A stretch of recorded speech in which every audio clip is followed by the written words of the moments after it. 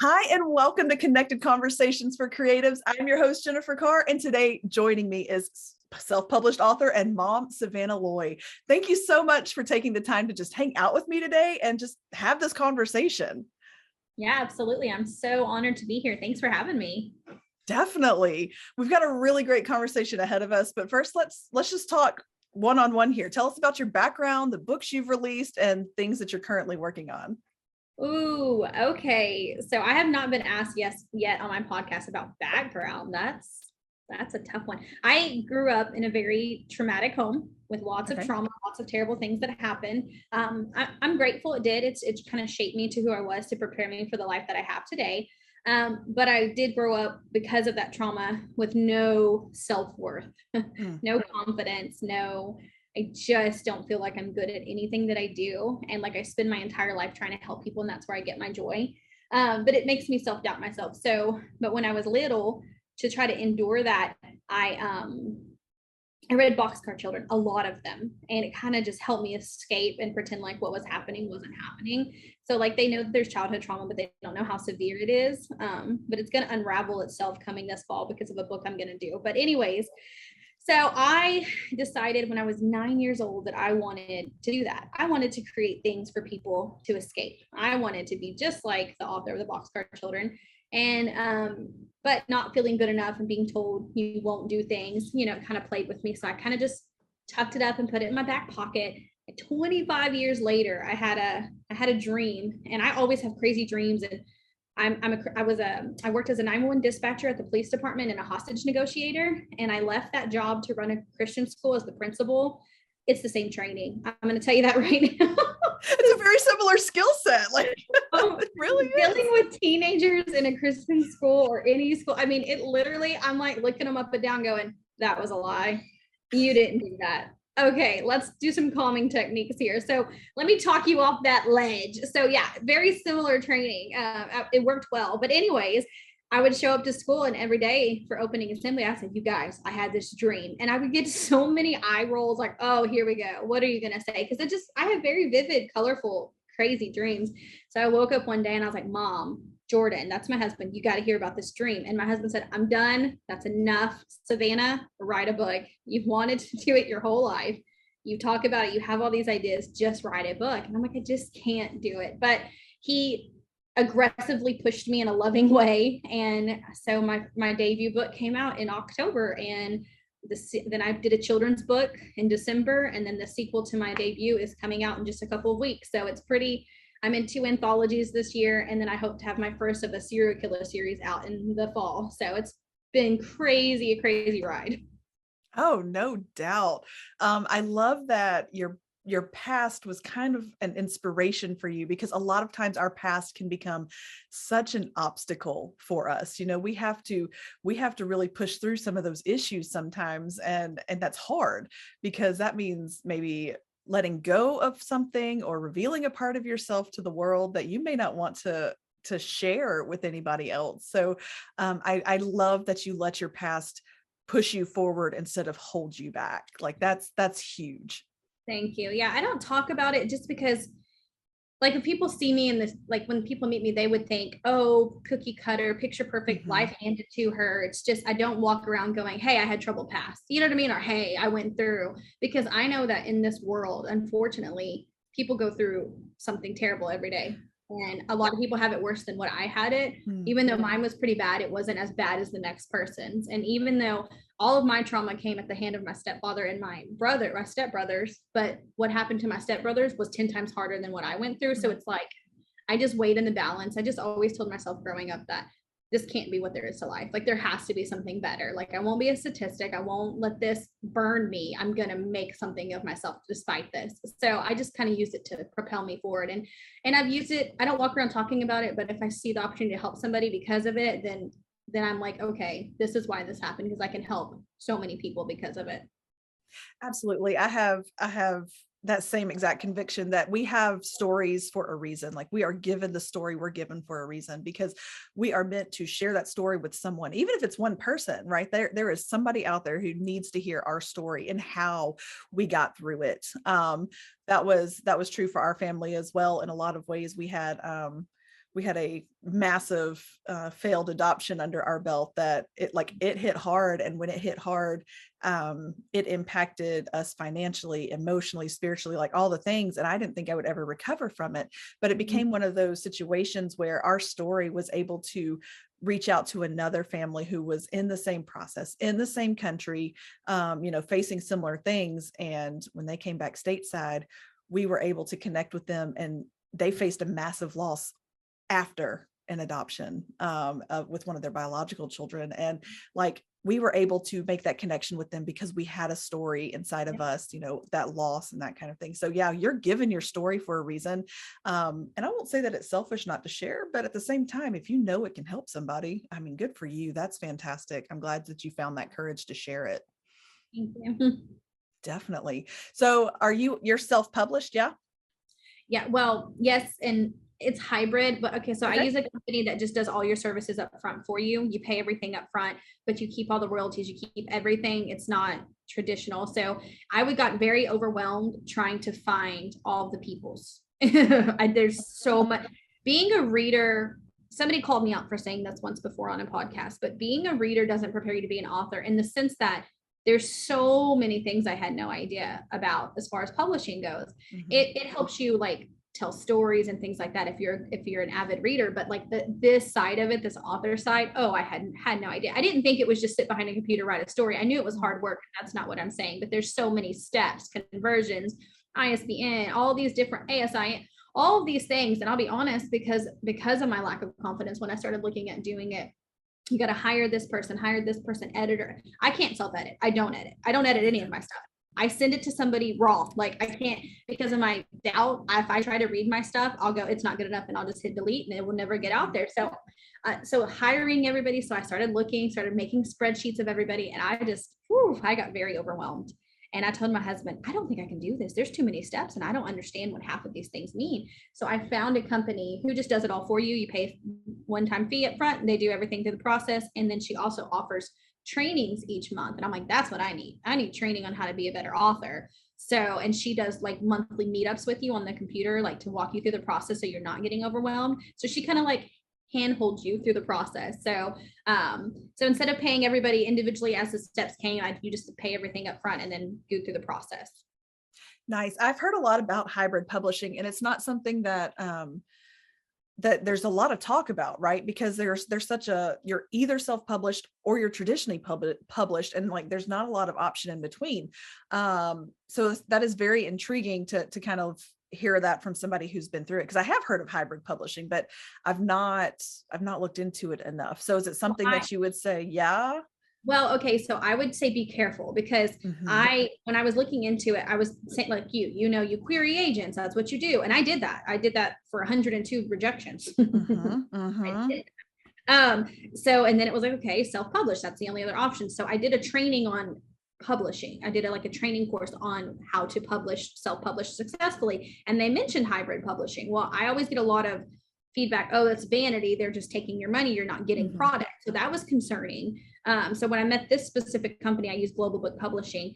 I asked so many questions. And the very first thing I said to her was, I need to know that this isn't going to be a scam. Like, I understand you're going to do editing. I need to see a breakdown for what I'm paying for editing. I want to know how much I'm paying for cover, book trailer, everything that I'm paying for. I want to see what it is and the deadlines and stuff. And she said, well, I'll do you one better. I'm going to send you a contract. And I said, oh, well, that makes me feel safe, a contract, because I heard a lot of vanity places, they won't take it. So when people hear hybrid, I think they automatically go to vanity because there are a lot out there. So I did a lot of research on this company. And I also I looked them up on Amazon and found authors that have published them. And I reached out to those authors and I said, hey, nice. Is this legit? And the CEO has her own books published on Amazon. So when I actually saw books being published by the company, by authors, and found them on Facebook, saw that they were actually doing events and they seemed happy, and communicated to them. So I think you have to be careful, because I think there are a lot of vanity out there stealing money from authors claiming to be hybrid. And I haven't,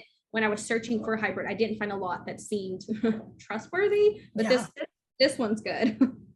Nice. Thanks for sharing the information. And we'll put a link to that in the show notes as well, just because I know that for some people it's true. Like, it's a lot. You have to have the business mindset, right? Like you have people who are writers and then you have people who are authors, and there is a slight difference, right? Because writers, they have the words, but then the authors, they're the ones that have to get their words sold. You have to sell. And so you have to have a business mindset, or at least the prowess to go find those who can help you in the business side of things, because it is definitely an entrepreneurial task at hand. Yeah, for sure.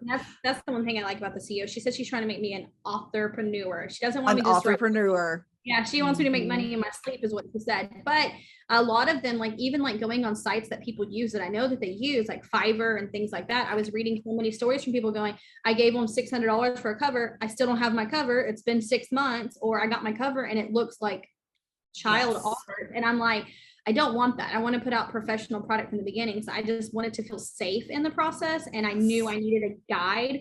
And she was so wonderful to work with that I haven't left yet. I love that. I love that. And that is something that, especially because you have multiple children. You said 6 kids. You have 6 kids at home. I do. Yeah. You don't have time to like, running a business is hard when you have no kids. I've always been my own boss. Like I've always had my own businesses. Then we had a kid, and it's like, where's that extra time go? There is no time. And you add another kid to that. I can't imagine, adding 5 more and still being able to maintain your family and your business. That's hard. Plus, we're a foster family, so we aren't just parents. The state is That's involved. Totally different. It's the state process, our agency. We have so many visitors each month just checking on us as parents. It's like you can't even parent yet. Like we've been doing this for 8 years, so we have no idea what it's like to just parent like a normal family, because there's so many hands in our cookie jar with our parenting. So once I don't sleep, really, I added this onto my lap. I also am a part-time marketing manager for social media for company. So I just don't sleep. That's why it's overrated. Yeah. I mean, no big deal. It's fine. You can sleep when you're dead. It is what it is. It's fine. Oh my gosh. So what has been your biggest challenge as an author so far? I think what we're going to talk about, the quitting. I mean, I've tried to say it 100 times. I'm just not going to do this. And I had somebody come at me one time, like pretty aggressively. And it was a shock to me, because I'm a people pleaser. I don't like people to be upset. If I've offended you, I'd rather you just come talk to me about it. I don't do confrontation well. And I knew going into it, there was going to be a world of people who are negative. Like that's the book industry. Like it's subjective, like you've said. One somebody's going to love your book, somebody's going to hate your book. It is what it is. And all of the grades are that way too. It's not really you, but preparing yourself for that and thinking you're prepared for that and then seeing it firsthand is tough. And then I have an extreme amount of mom guilt, because I don't do for me. So this dream right here is 100%. I'm doing this for me. And like, there's no financial, we're going to be in the red for a long time is what I'm trying to say. And so it's not bringing money into the home. It's drained our life savings. And every time, as much as I love like the podcast and all these book events that I'm doing, I love it. But I feel like, my kids are at home without me. Like I only have so much time with them. So surviving the quitting days has been, and that one bad review or that one tear down from somebody, that's been the toughest thing, because I don't have that confidence and going, is this really worth it? So it's really hard, because I just have to keep focusing on what my end goal is and, celebrating the small victories as they happen. Yeah, no kidding. So what has helped you push through those times? Like when quitting looked like the most obvious answer, like what was it that pushed you through? So it's funny, because what makes me want to quit a lot of times is what I feel, or my children, I feel like I'm losing with my children. But at the same time, I feel like that a support system is key. So my husband is a huge support. And like, I didn't even have social media before July of last year. Like I was not on anything. And now like, I'm like that mom I'm just like, constantly my phone marketing. Cause now I run I'm in for a book group. I run a book group. I'm doing all these events. I've got all this marketing going on. And so I feel guilty. So what's pushed me through is just my husband being the calm, like really like, it's okay. We're going for this, reassurance from him. And then the readers that do say nice things, like, I have an end goal. My end goal honestly is, and I had this, somebody said something about, oh, you just want fame and money. No, I want money. I just want to break even. I don't want this to cost my family. First of all, I'm not trying to, Mhm. get rich. I mean, if it happens, cha-ching, it Yay. happens, but I'm Mhm. not, that's not the goal. Fame, I do want fame, but I only want fame because I love writing. And if I could ever get to a way where writing pays for itself, then I'm happy. But I really want my name to be so known that people want me to come and speak, because I want to speak to a whole host of the world and show them that broken can still be beautiful. I came from a very dark place. When people hear my story, like the true story, they're flabbergasted. But look at me now. I'm an author. I'm a successful author. I'm doing well. I'm doing what I love. And look at my 6 kids. And 5 of my 6 kids come from very broken places. They come from foster care, and some of them have some very, very terrible things that have happened to them. And I'm trying to show my kids that, look, dreams can happen. Your past doesn't define you. So let's go for this, and don't wait 25 years, because that's how long I waited. And honestly, I'm still young. I'm 35, but still, it's a lot harder to balance this. And if I would have started when I was younger. So it's just all of that. I try to just keep all that in mind, keep a perspective that I have a dream and I have a goal, and I'm doing this. At the end of the day, for me, I'm doing it for myself, but I am doing it for others. So I just kind of have to shake off the negativity and focus on what I'm really here to do and why I'm doing it. And again, the support system around you is key. I've met some incredible people who push me along the way, and it just seems like a reader says the right thing at the right time to kind of help, get over that negativity. So and just preparing yourself mentally every day. Hey, today you may see something negative, and that's okay. That's their opinion. It doesn't define you. And I've had to learn that very hard and very quick, because I've only been published for 6 months, and I've had to kind of change my mentality about the negativity that comes towards me, and remember that it's their opinion and it's completely fine. They can have that opinion. It doesn't make me who I am, and keep pushing forward. Definitely. Forming a community is huge. Like you have to have a community that surrounds you. And I've said this time and I wouldn't be surprised if I went back and listened to every episode again that I have put out with somebody else. We have both come to the conclusion that you will, you be yourself, be authentic, and put the real you out there, and you're going to attract the people that deserve the you that you're putting out there, right? Like you're going to attract your tribe, and they're going to add value to your life, and you're going to add value to theirs. And if they don't add value, they are clearly not your people. Like you have to make sure that you're only inviting people in who can add that value. And that's true for your publisher or your editor or anybody that you bring into your circle. And don't be afraid to say, I got boundaries and you're crossing them and we're done. Yeah. Because you have to protect what's yours, because what happens here bleeds over into every part of your life, whether it's your writing or your family or whatever. You have to make sure that you are protecting what's most important to you before you go out there, because people are mean. You have to be able to put up a little guardrail there and say, we're good now. Yeah, I read somebody bashing. It's really sad for me when authors bash authors too.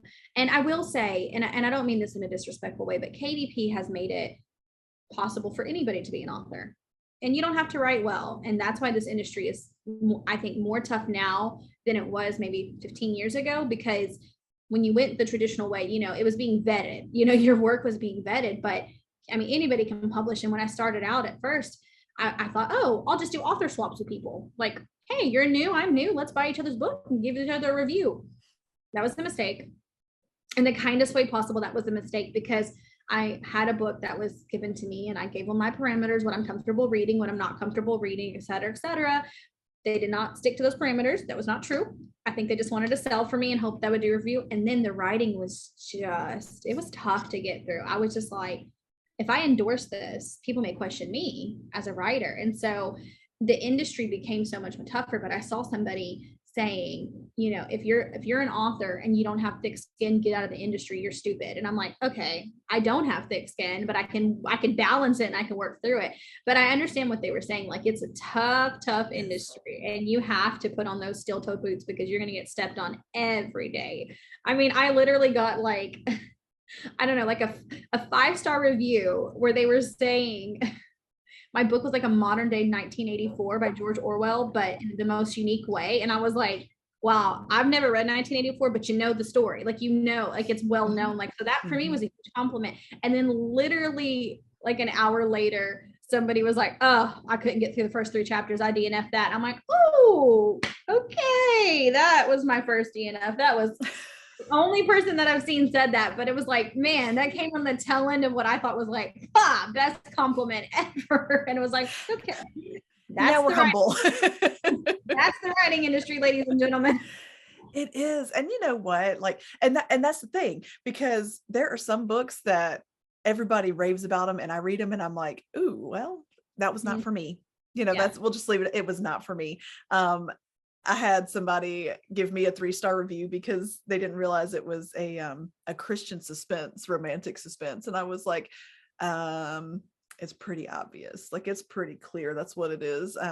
Especially if you read anything about me, if you read my profile, anything like that, it's pretty clear that's what I write. And she gave me 3 stars for it. And I was like, that was her reason for it. I'm like, that was not a good enough, just put it down and just act like you never read it, because it's not a bad book if it's in your genre. But again, it was her opinion on a certain genre, and whatever. It is a hard industry though. A 3-star review that said, I didn't hate this book, has a great plot, but I just didn't feel like there was enough development of characters. I'm like, oh, okay. I mean, that's constructive. I see why. Okay, so maybe I could have. And then literally the very next review I got was 5-star. The most amazing buildup of characters, and I felt with the characters. I loved them. I could feel them. I was there, and I'm like, okay, never mind. I was like, what do you do with that? Like, okay. I know, and it's so wishy-washy, and so you have to be able to subject yourself to other people's opinions, and you have to be able to sort out what matters and what doesn't. Otherwise you will find yourself sad and depressed quite regularly. And so that is hard. So also, and don't build your community with yes men. Don't build your community with people who are always going to tell you how fabulous it is and never tell you how to improve. But you need those couple of people, like you have a supportive husband. I have a supportive husband. Like, he is my biggest cheerleader, and I'm just like, let's do this. As long as he says, let's do this, I'm in it to win it. Let's go. You've got to have that, at least one person who's always going to be like, you've got this. Yeah. I met a reader who fell in love with the book, and she's a huge indie supporter. She's amazing. She's just like an angel. I tell her all the time, but she sent me this Tumblr of my book, and nice. sent me magnets of my books and like a puzzle, and like, she's like, I never thought I would have author mail. Like, that's cool, so like, cool. I just like focus on like that stuff. And then if I can glean anything from the negativity, like if I can read through the negativity and go, could I have done something? Was it grammar? Like, did I miss something? Was it an editing thing? Okay, maybe more character development. Okay, but if 90% are saying characters are great, okay, maybe she just didn't gel well. So I try to glean what I can from the negativity. I don't just brush it off like, oh, you're a hater, I don't care about you. I try to take everything from everybody, but I don't let it get me down like I used to. The first 2 months was hard, like super, super hard. I get better every single day. Doesn't mean that I don't, pull up that KDP and see 0 sales and go, that's a tough day. But, I've learned to not let it keep me down. It's okay to experience the highs and lows as long as you don't stay in the lows. Yes, that is the biggest thing. That's why you have to have people in your corner sometimes to pick you up, to remind you that this does not define who you are. Your story is meant for somebody, and the right people will find it when they need it. I truly believe that, because those KDP numbers, they will drive you mad. Like, somebody has stopped reading after 4 pages, and I'm like, I keep watching. I'm like, you've only read 4 pages. What were you doing this evening? Couldn't you pick that back up and read a few more pages? Like, you're really killing me here. It's been like 3 days. Did you really not? It's not that good. Like, yeah. Okay, I'm not on KU, and I'm glad I don't see pages read. Like, I don't want to see that. But I used to check it like literally every hour. Like, have I sold a book? What's my rank at? Now I'm like, you know what? I don't do that. Like, I literally pulled my computer up yesterday, and I'm like, oh, I have 2 new 5-star reviews. That's cool. So it's healthier that way. It's better to have a surprise like every few days than to drive myself mad with it. It was becoming a horrible addiction, and not like just terrible. It was just too obsessive to just, and there's no real benchmark. Nobody tells you that as an author. I ask every author, how do you know if you're doing good in this industry? There's no real answer. is there a sales quota? Is there a monthly? Is there reviews? Is there, nobody can give me a straight up answer. So, I get asked all the time. Somebody asked me who's very close to me and who I love very dearly. And I know he didn't mean it in a negative way, but he said, at what point do you realize that you're not like successful and you give up? I'm like, well, I said, I don't do this full time. This is not all I do with my life. I don't think until I can be a full-time author, I could tell you that, because until I can give 110% to this dream, I don't feel like I'm, like you can't gauge like, and I said, and I think most people will say like 10 years. I said, so I'll check back with you in 10 years. But it was so disheartening because it was like basically saying, hey, when you realize you're not good enough to keep doing this. And I was like, well, there's not a benchmark. No, but not one person has ever been able to tell me this, you hit this number, you're good. Because I don't think there is one for people. No, and that's not how goals work, right? If you have a goal to tell a story and you've told a story, then you've met that goal and it's time to set a new goal. And if it's to tell another story, then by all means, if you have a goal to sell 10 books and you hit 10 books, you have hit your goal. Like you have to understand that as an author, as individuals, it does not matter what business you're in.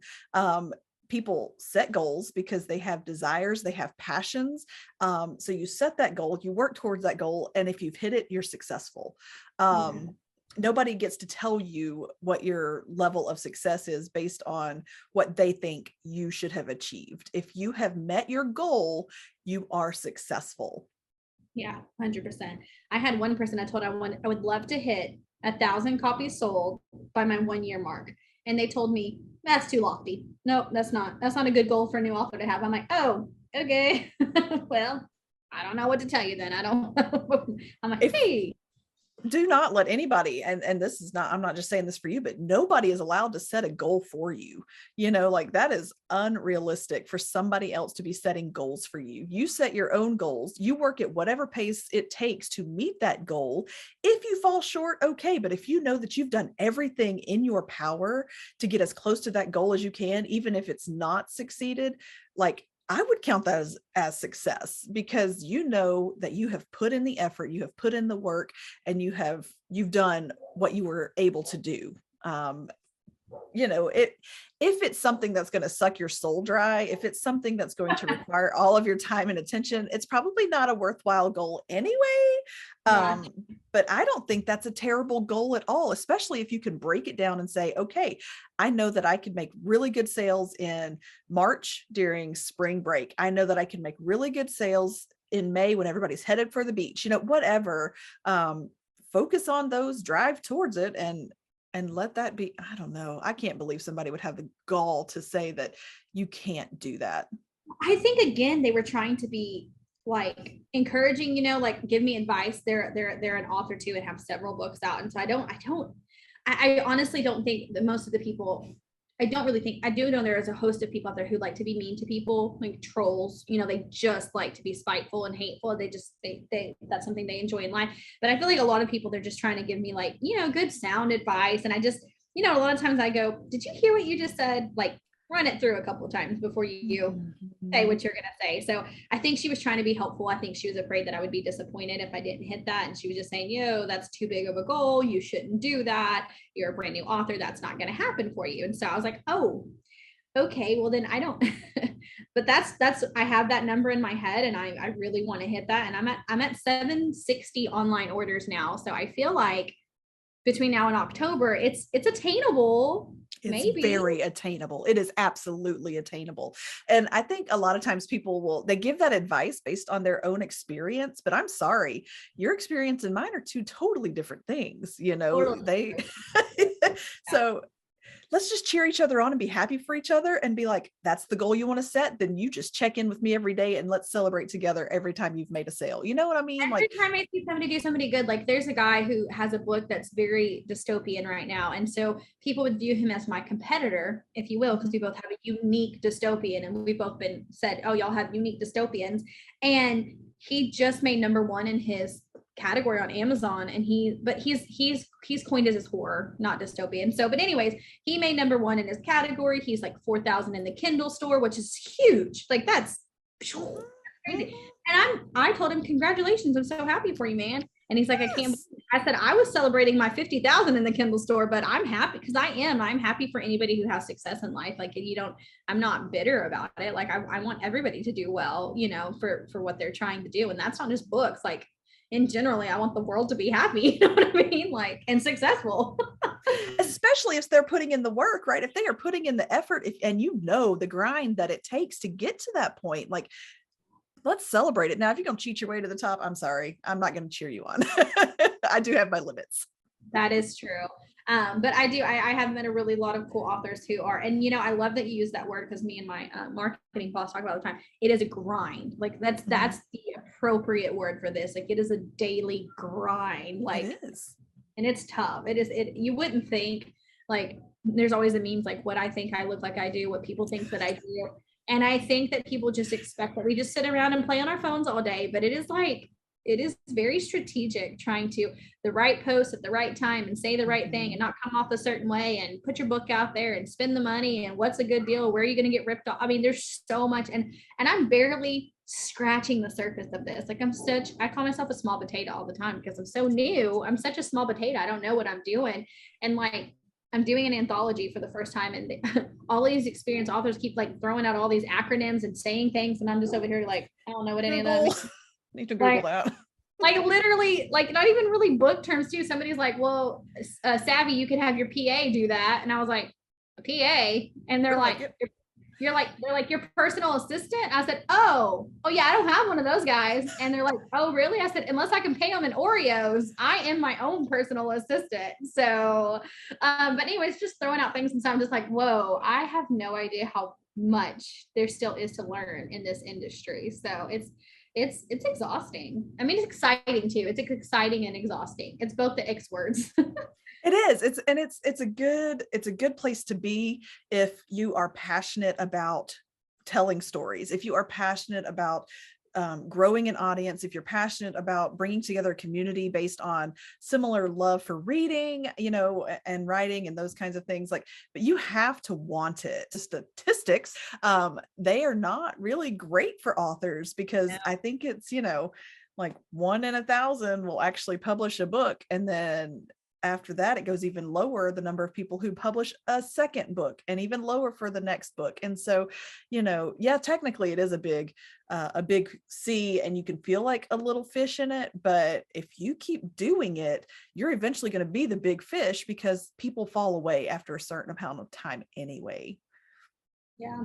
Yeah. I have big dreams. I don't do anything small. And so I have big dreams for it. So my big dreams outweigh the quitting moments right now. You know what I mean? Like, it's still there for me. And every time I look at my kids and what they've gone through and what we've overcome as a family, it's like, okay, we did this. I can do this. I can face this industry. I just wish it wasn't as expensive as it is for me, because it's not even just the publishing side of it. It's like the events and the banners and the marketing stuff and all these things I didn't know I needed to have. And a custom table runner is going to cost me $70. I'm like, whoa, what's happening right now?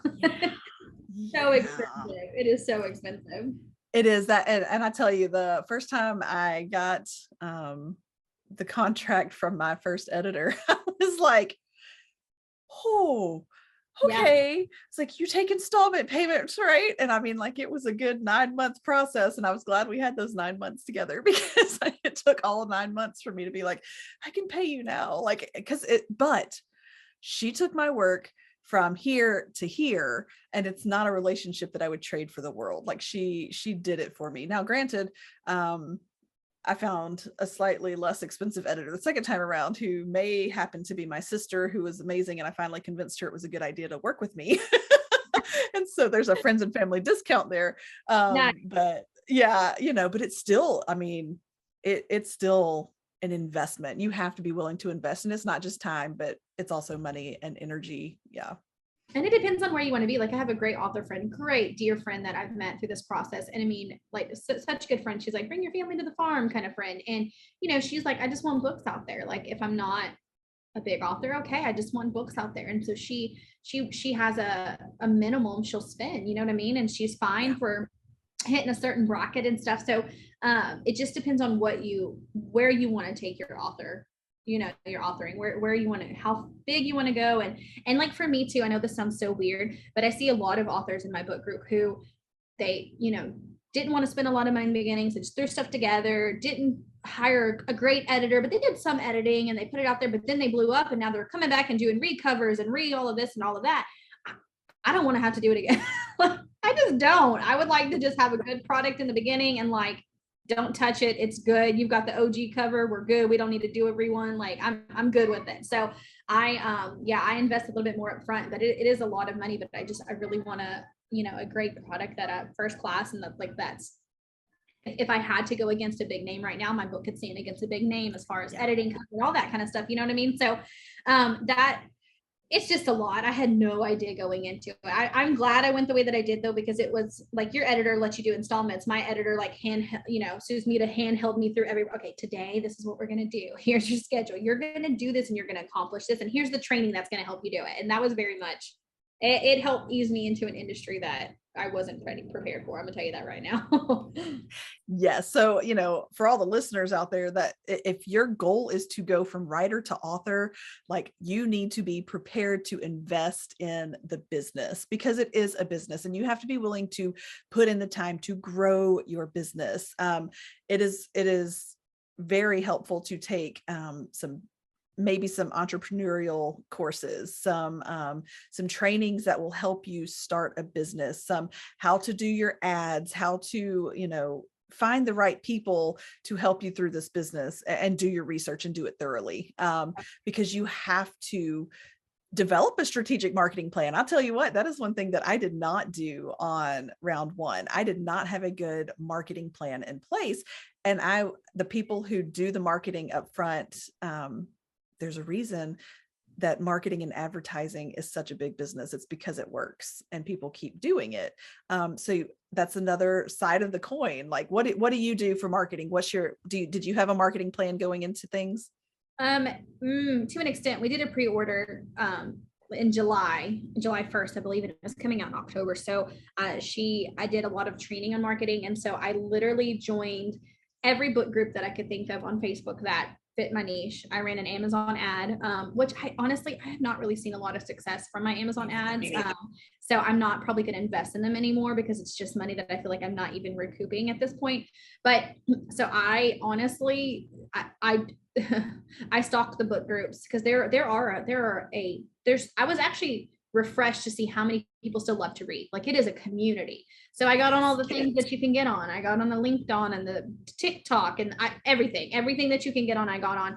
And I literally just cyber stalk people. So I will just scroll through posts. And if I see somebody who wanted dystopian, boom, I recommend my book. And I just like relentlessly put myself out there, created graphics that were eye-catching, created video reels, anything to do, hashtag SEO'd myself like crazy. And my pre-order, I think I had 142 pre-orders. So the Susmita wanted 300. I thought, oh, that's a big goal. And everybody told me that's too many, but I had 142 and I was happy with that.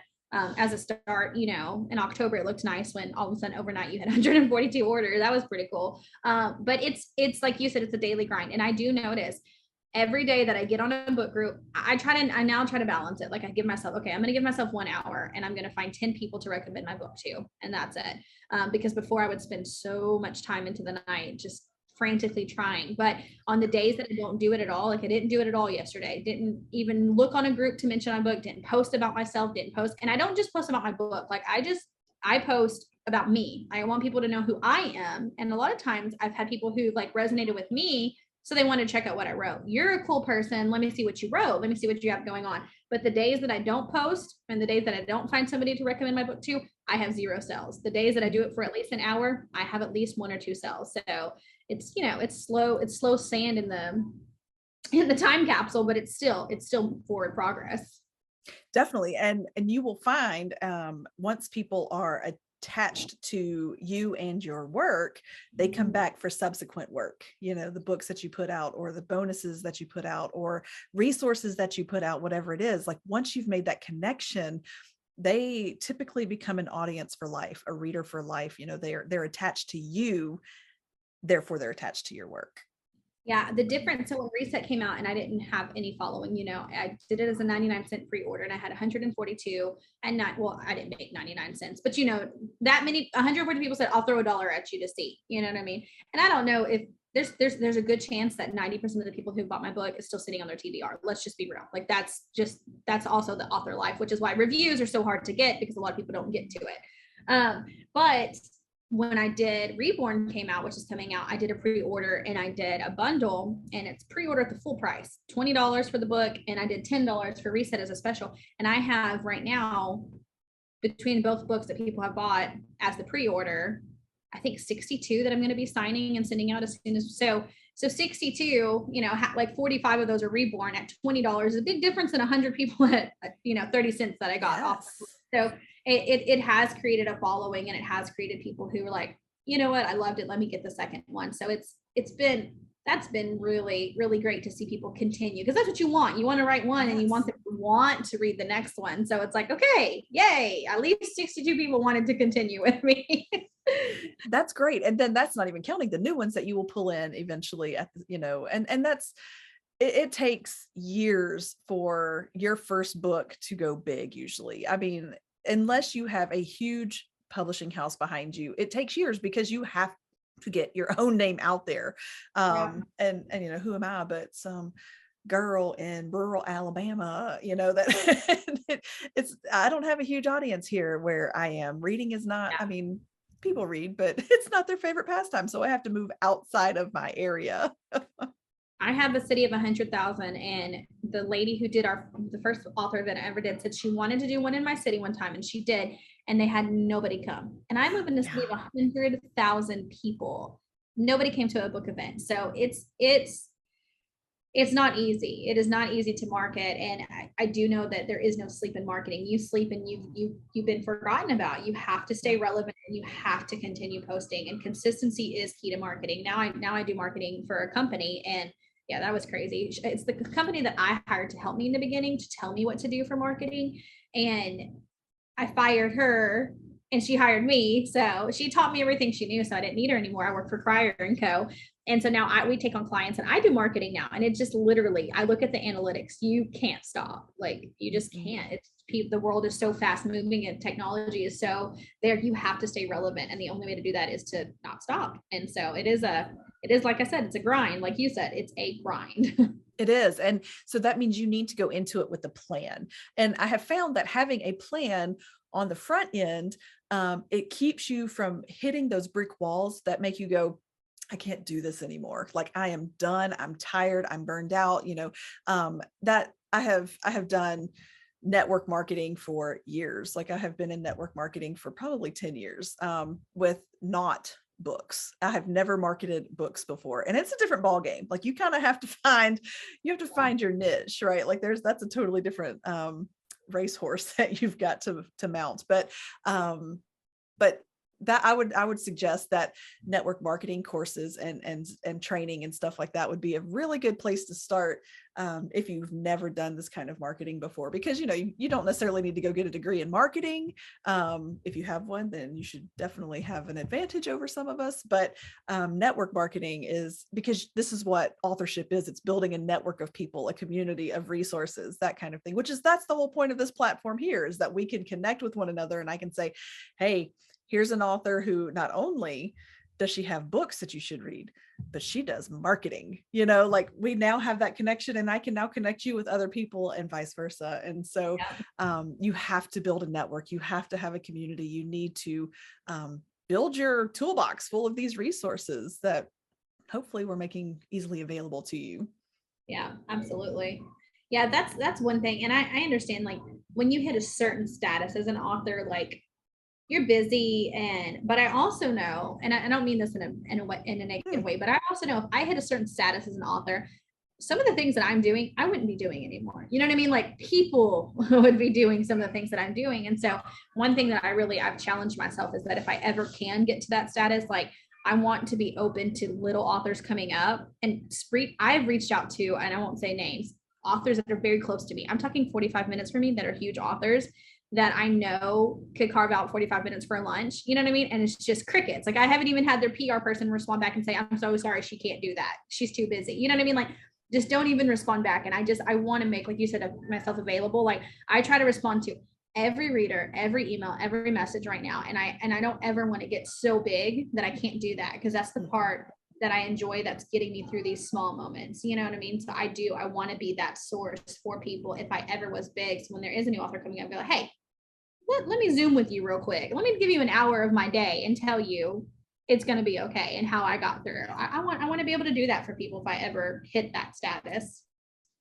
Well, and, even if you don't hit a certain status, just knowing, just being there for another author will mean the world to them, right? Like, even if, because you are a published author, and for someone who may not be a published author, that's going to speak volumes to them that you have taken the time out. Because honestly, we're thinking, you may be thinking of people who have been in the business for so long and they have, big old massive books, but a published author is just as successful their first book as they are their 12th book, because they did the work and got their book published. So don't discount your worth and your value, because you can still, even if you haven't sold 100,000 books, you can still add value to another author's life just by saying, I am here for you and you are doing a great job. Oh, I do it now. In fact, my publishing company is, this may be under wraps. I don't know. We're talking about me potentially being a book coach, like Yes. professional with them to help them. And so I already do it now. Like, but I don't ever want to get too big that I don't continue to do it. You know what I mean? Like, I just always want people to know, oh, hey, reach out to that Savanna person. She can help you. Like, I just want to be known for that. Like, that's where I get my Sure. happiness from. Definitely. I get that. Making an impact on people, it matters. And I think that it's good for you to be able to make that impact, but it also is good for the person you're impacting. Well, I know that mom life is calling. I know, because it's that time of evening. So before we wrap this up, do you have any advice or encouragement for anybody out there listening? Yeah, I think we've hit on it so much, but I just want to say, like, just don't give up. If this is your dream, if this is something you want to do, like, it doesn't matter. Don't rate your success by somebody else. Yes. Don't give up, and then find yourself at least one or two people who are going to help you along the way, positive and negative feedback, as long as they're doing it from a place of love and trying to help you. And just, I don't do this last step very well, but I preach it to everybody. Believe in yourself and what you're trying to do, and be open to being better. As long as you're always open to being better and you're going for it, you can survive those quitting days, because you'll have the support that you need around you for sure.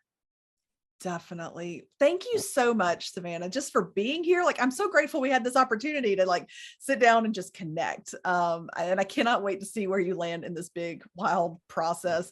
I know you're going to do great. I know great things are headed your way. And I wish you all the best. And if there's anything I can ever do for you, don't hesitate to reach out. I don't know what it would be, but I will gladly do whatever I can for you. Thanks so much. And I can't wait to have you in our group next month for our spotlight author. It's going to be awesome. Yeah, that'll be great. Well, let me leave our listeners with just a few words. Keep writing and never lose sight of your dreams. It's as simple as that. Just keep writing and never lose sight of your dreams. If you'd like to be a guest on the show and have one of these connected conversations about your work or the world of creativity or art in general, check out the link in the show notes, where you'll also find all of Savanna's information and some free resources that I have there for you. And in the meantime, go be creative, be authentic, and take advantage of opportunities to make authentic connections.